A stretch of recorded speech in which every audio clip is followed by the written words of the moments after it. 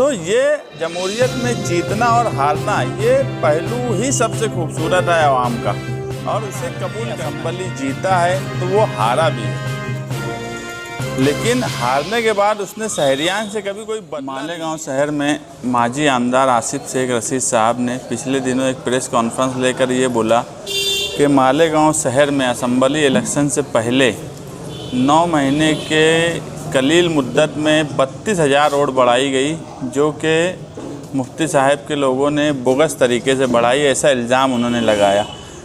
इस पर जवाब देना हम ज़रूरी नहीं समझते थे, मगर ये इल्ज़ाम सिर्फ मुफ्ती साहब की हद तक होता, उनकी ज़ात से होता तो हम इस पर कोई जवाब भी नहीं देते।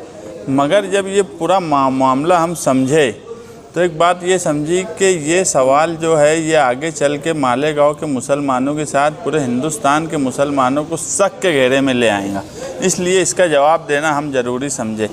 माजी आमदार साहब जब से इलेक्शन हारे हैं, आज साल भर की मुद्दत होने को आ गई है, मगर वो हार बर्दाश्त नहीं कर पा रहे हैं। जबकि मालेगांव की जो तारीख रही है 1952 में पहली मरतबा जो असेंबली इलेक्शन हुआ, साबिर सत्तार साहब चुनकर आए, जो पहले MLA आज़ादी के बाद बने। उसके बाद हारून अंसारी, साथी निहाल अहमद साहब, आयशा हकीम, शब्बीर सेठ साहब MLC बने, शेख रशीद साहब MLA बने, मुफ्ती साहब बने, आसिफ शेख साहब बने। इसमें एक चीज़ मुश्तरका थी कि हर आदमी असेंबली जीता है तो वो हारा भी है, लेकिन हारने के बाद उसने शहरियान से कभी कोई बदला नहीं लिया। और जमहूरियत का यही सबसे अहम पहलू है कि जमहूरियत में आवाम ही सबसे बड़ी है, लीडर बड़ा नहीं है।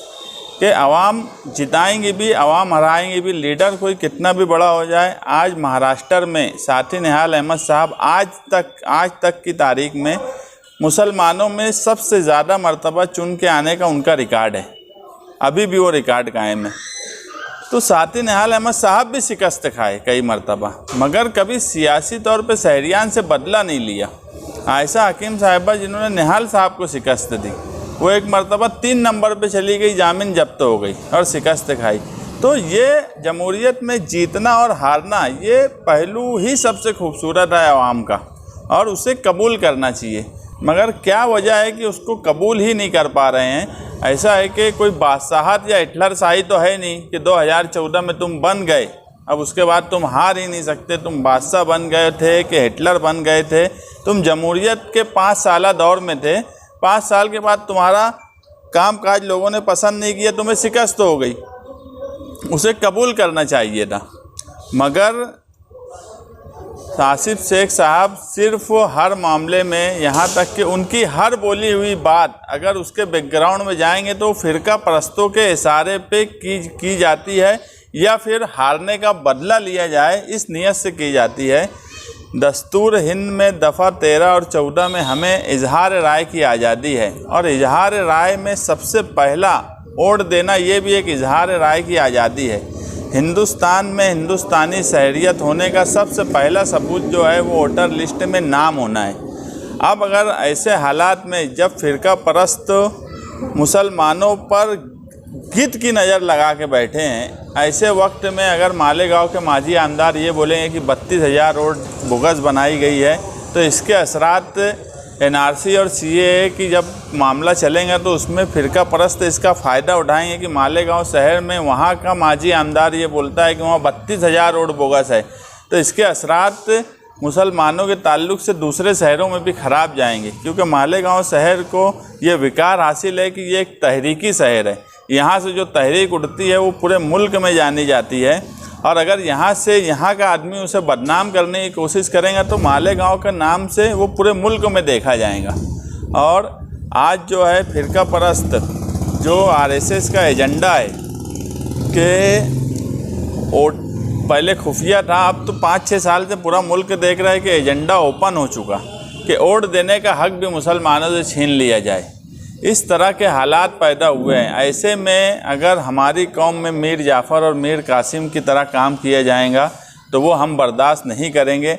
हमारी ज़ात तक अगर बोला जाता मुफ्ती साहब को, अब्दुल्ला भाई बाजू में बैठे हैं, मैं हूँ, या हमारे किसी और भी वर्कर या लीडर को बोला जाता ज़ाती तौर पे, तो हम उस बात को इतना बुरा नहीं मानते। मगर ये जो सवाल है ये मालेगांव के मुसलमानों को, पूरी कौम को मशकूक कर दिया।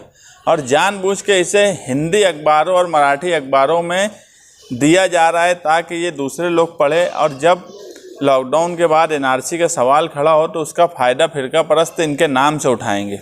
इसलिए हमने इसका जवाब देना ज़रूरी समझा और हम एनआरसी की तहरीक मुफ्ती साहब की सरपरस्ती में दस्तूर बचाओ कमेटी की तरफ से लड़ रहे थे।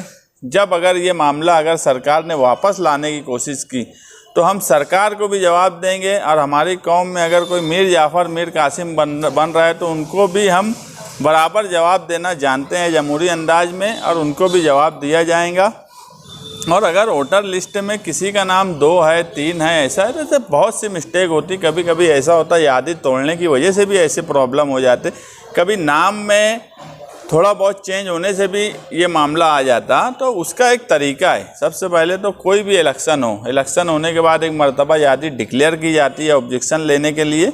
आपको उस वक्त देखना था अगर उसमें कोई गलती थी तो उसको दुरुस्त कराना था। ये हर आदमी का, हर उम्मीदवार का, हर शहरी का हक था।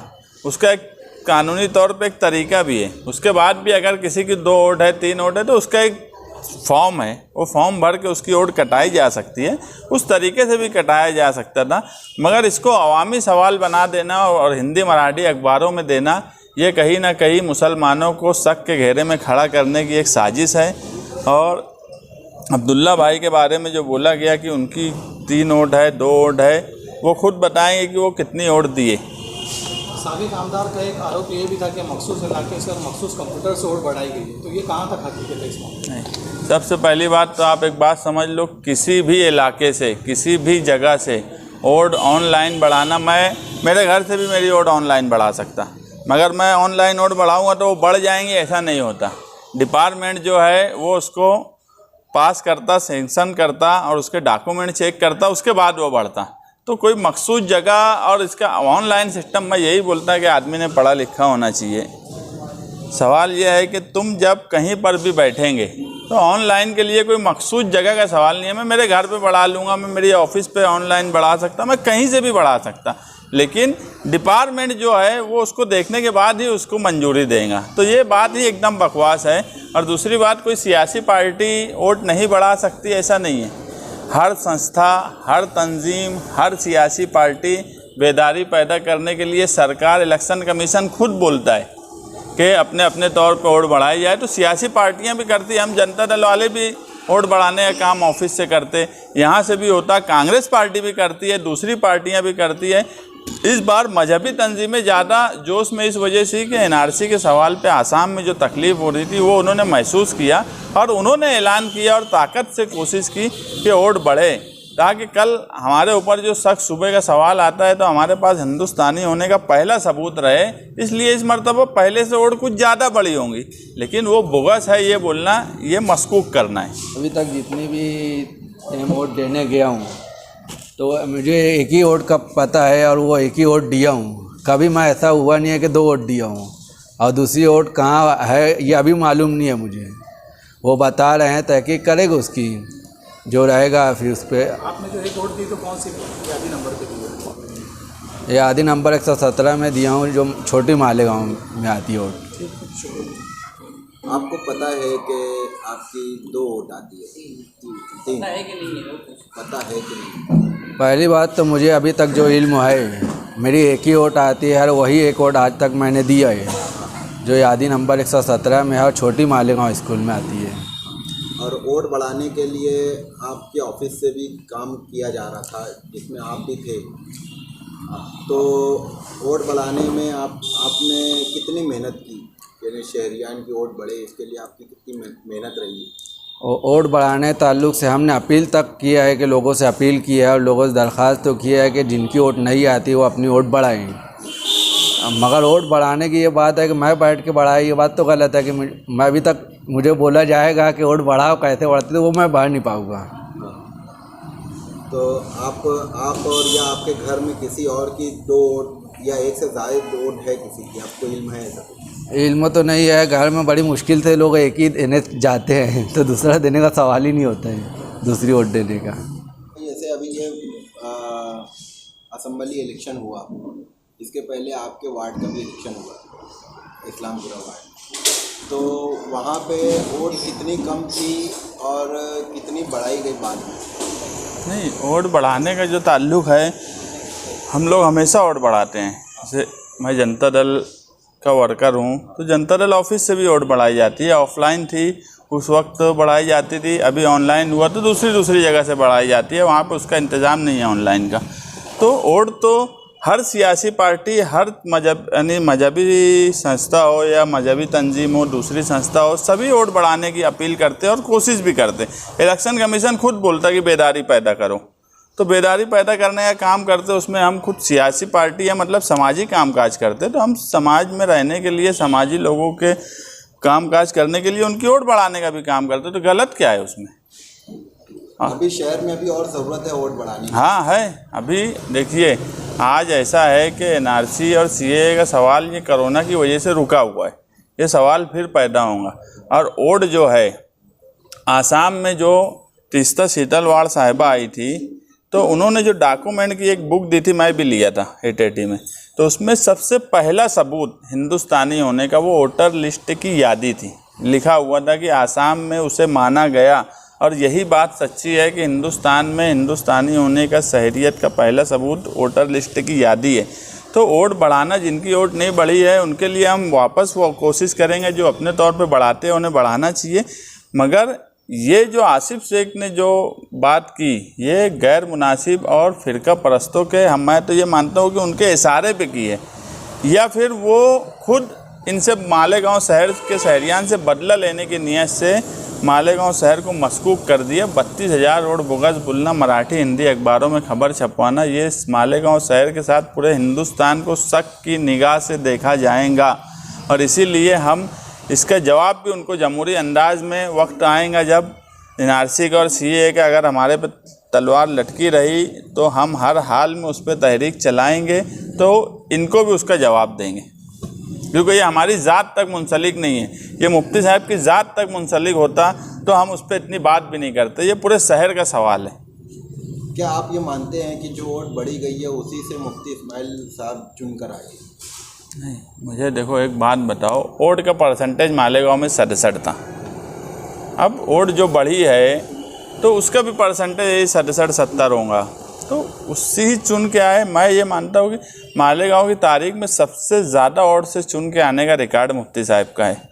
तो हर तबका, हर उम्र, हर इंसान, हर महल्ले से उनको वोट मिली। और वोट का लिस्ट आप देखो, कोई ऐसा एरिया नहीं है कहीं से ज़्यादा कहीं से कम। मगर मुफ्ती साहब की ख़ास बात इस मरतबा जो मैं देखा कि हर जगह से 40% प्लस ही उनको वोट मिली। कहीं 80 मिली, मगर 35-40 से नीचे उनको कहीं वोट नहीं मिली। जैसे कांग्रेस पार्टी को कुछ जगह पे, कुछ यादियों पे 10% भी वोट नहीं मिली, मगर मुफ्ती साहब के साथ ऐसा नहीं हुआ। उसका दूसरा मतलब यह है कि हर तबका, पढ़ा लिखा से लेके, बुनकर से लेके, मजदूर, झोपड़पट्टी से लेके पक्के इलाकों तक, पढ़े लिखे से लेके पनपट्टी वाला, चाय वाला, हर तबके ने उनको वोट दिए। तो ये बोलना कि नए लोगों ने ही वोट दिए, पुराने नहीं दिए, ये बात मैं नहीं मानता। हर तबका वोट दिए, नया, पुराना, बूढ़ा, नौजवान, औरत, हर वोट मिली। जब भी इतनी बड़ी जीत होती, अगर इतने सब तबके की वोट नहीं मिलेंगी तो कभी इतनी बड़ी जीत नहीं हो सकती।